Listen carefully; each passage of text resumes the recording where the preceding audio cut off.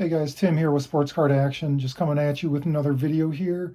This is the channel where we talk about building wealth through sports card collecting as well as other things. And I got to get right into the action here because I've been making some major moves in the past week, and I'll let you know what I've been doing. I got a few things in the mail today here. I'll show you what I picked up. Some Prism here, AD. Another one. I got these pretty cheap. They're only a couple bucks each. Mosaic, AD. Another one. Mosaic, pink. Green. And then I got a Towns. That's a Prism Silver. Very nice, very nice. 1718 on this one. And I got a Harden Select. Like that one. It's a very nice looking card. That's just the latest. I've been going through tons of stuff and getting them ready for graded. Right now I have this whole stack. That's all in card saver holders already, UV block. And then I got this whole stack. These are all examined, cleaned, ready for grading. So I'm just going to wait for a few more things to come into the mail. And, I got to go through these ones, the ADs, see which ones I can send off. But I want to get those out quick as possible. Now, I'm hoping that I have a competitive advantage because of the way I prepare these cards before I send them off for grading. And what I've been doing is painstakingly wiping them down, making sure there's no dust. A lot of times you really got to look at these cards when you get them because they're like so dusty and dirty. I don't know if it's from the cutting process that causes all this debris or if it's just like dust. I mean, I can't imagine the person breaking these cards and then putting them in sleeves is allowing that much dirt and dust to get on them. But basically, what I do, and it's painstaking. I'll pull it out, and I hate top loaders, as I've mentioned, because it's like really hard to get out. But so I'll pull them out and hold it. I don't like to take it fully out of the penny sleeve. Right now, I'm not taking this one out, but just to kind of show you, when you hold the light at an angle directly toward the edge of the card, you can see all that dust on the surface will show up. You won't be able to see it otherwise, just looking directly at the card. And then if you hold it at an angle, like maybe like a 45-degree angle, really close, especially in the darker areas, you'll be able to see fingerprints. But yeah, especially just directly toward the edge like this, and you'll be able to see all the dust. You'll be able to wipe it down. I've just been using a sock. That seems to work out fine. And I'll just like grab it like this and just like hold it. I just, like I said, I keep it with a penny sleeve so I have something to grab onto it, and I'll keep it partially in the penny sleeve. But then I'll lay it down on like a notebook, and then I can put a little pressure on it where the penny sleeve is towards the bottom. I don't take it all the way out. And then you can actually just like lay down the light kind of next to it like this, so it's shining at an angle, and then you can see the dust. You just wipe, and it is hard because it's like as you're wiping, more dust is falling onto it.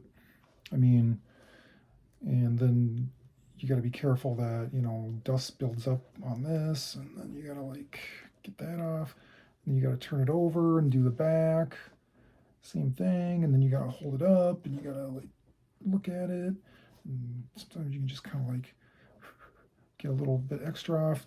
But then the problem is when you lay it on the notebook, after you turn it over, then there'll be more dust on the other side. So you got to do the front side again. And then hopefully once you turn over the back, you can just kind of give it a little brush off with your back of your finger or something. Just kind of like look, check both sides. Okay, it's clean. I think the graders are really going to appreciate that because I'm 100% sure that when they look at it, they're using, lights from different angles, like I just said, from an extreme angle, from a 45-degree angle, straight on angle. And the first thing you're going to see, you can really see flaws in the surface too by doing that. You'll be able to see any divots or, um, you know, dirt or whatever. You have flaws in the surface by doing that. So I'm sure that's what they're doing. And when they see all that dirt, it just looks gross, and it's really going to be hard for them to give you a 10 on a card when it's just going to look bad in the holder because of all the dirt. And they're not going to sit there and, wipe down your cards for you and clean them. So I think they'll appreciate that, and they might bump your grade up if it's on the borderline of being a 9 or a 10, just by the fact that you have really meticulously cleaned all that dust off the cards. All right, especially these modern ones, because it really shows up, how clean the surface is. So I haven't gone through these ones yet. They're still in the top loaders. So hardest part is getting them out of the top loader in the first place. And a lot of times they slide out of the penny sleeve. You can't even get the penny sleeve out of the thing, so you end up having to throw it all away. Not the card, but the top loader and the penny sleeve, because what good is a top loader with a penny sleeve stuck in it? And I hate top loaders anyway. I do see the point in them, especially for mailing cards. But you do have to put a piece of tape over them, and then that makes them a little hard. Some of the ones that didn't make the cut, just based on the conditioning, I got the Shaq draft pick here, LSU card. Got Larry Bird. That's a thick one there. And then I got some more mosaics. Big O, Oscar Robertson, Dominique. That would be fine if it were a possible 10. I'm not going to send these in if there's no chance of getting a 10. No way. The nice thing about the mosaics is they're cheap. And I don't like them as much as the prisms. The prism, especially the prism ice, or the prism, like the other variations, like the blue, yellow, green striped ones, or some of the other rare ones. Not so much like the red, white, and blues. The silvers are good, but especially the ice. But like I was saying, the nice thing about the mosaics is they're cheap. You don't really have to worry about centering as much on these because there's not as much really to judge off. I guess you can just kind of look at the logo in the corner. But yeah, I guess that's what they would probably judge it off of more than anything. Like some of these, like this one, the Wilt Chamberlain here, that one might be a little high in order, as far as the top to bottom centering. The left to right centering, you can't really, there's not as much, I don't think there's as much to really go off of, but the surfaces seem to be a little bit less delicate than the regular prism. I've just had better luck finding them. Like I said, they're cheaper, but a lot of these, like in PSA 10, are going for upwards of $100 for some of the more popular players. So you're able to pick up a bunch of mosaic pinks or greens or whatever, silvers, whatnot, and you can get them. I mean, I have yet to see but a lot of the ones that I have prepared for grading are these mosaics. A lot of the prisms didn't make the cut just because of one thing or the other. The surface was a little damaged, or the centering was a little off, or one of the corners was a little soft. But yeah, and these are going for a lot. So I mean, think about it. You get a lot of these, and as long as it's like, I wouldn't probably send in like the Barkley or the Ewing. The Dominique, yeah. Chamberlain, not so much. Pete Maravich, yeah, not so much, unless it was one of the more rarer versions. But especially, I'm doing like the Magics, like a Shaq, an Iverson, Vince Carter, any of the champions that you can get your hands on. Those are going to end up being a little more collectible. And then, yeah, they right now I've seen a lot of them. They sell for upwards of $100 on eBay in a PSA 10. Now the question is, how many 10s am I going to get out of those bunch that I sent in? Hopefully a decent amount. If I could get 20-25% of them to grade in a 10 after examining them, looking at them closely, cleaning them, making sure they have a good chance of getting a 10.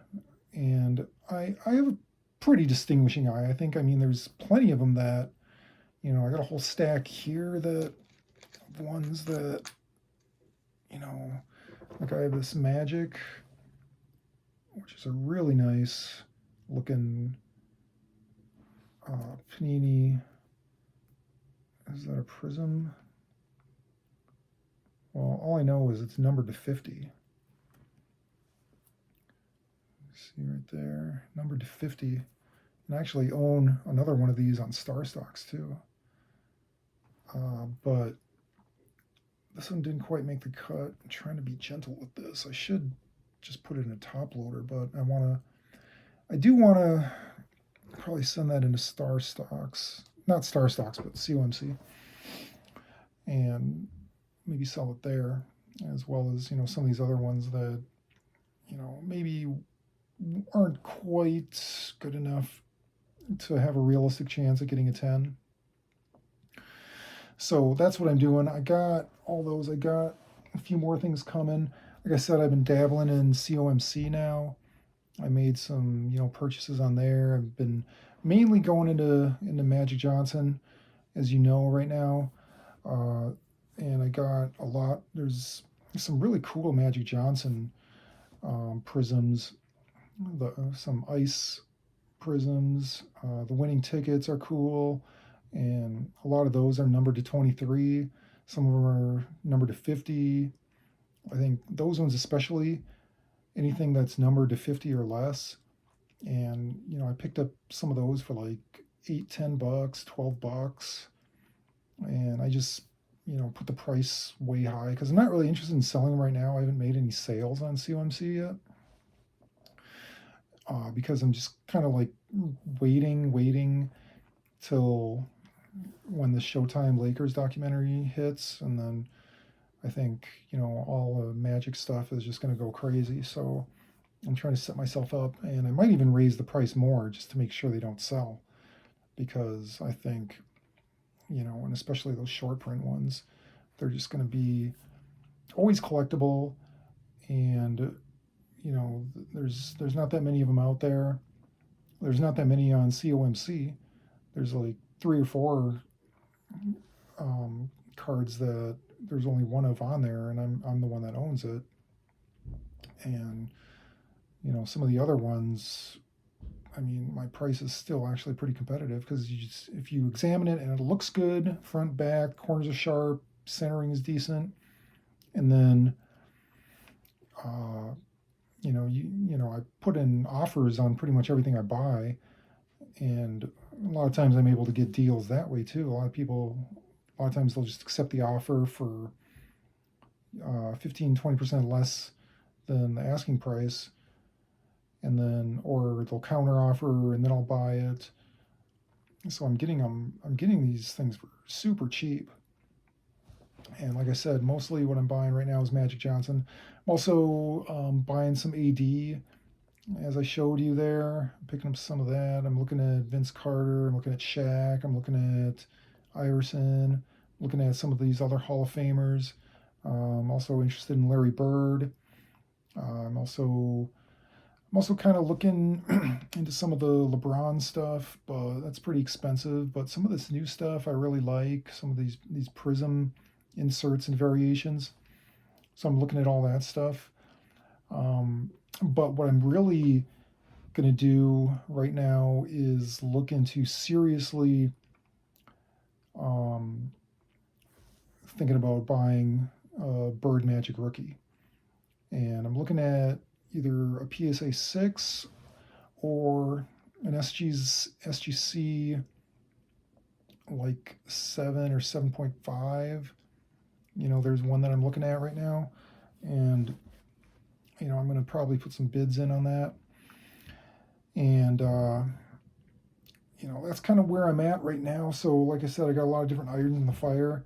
I'm not really looking to sell yet, but once, I want to get all these mosaic Magic Johnsons graded and whatever else I have in there. I got a few Shaqs and Bird and Larry, different things, and hopefully get that back. I'm just gonna do another value submission, because I think 6 months time would be a good time to get them back.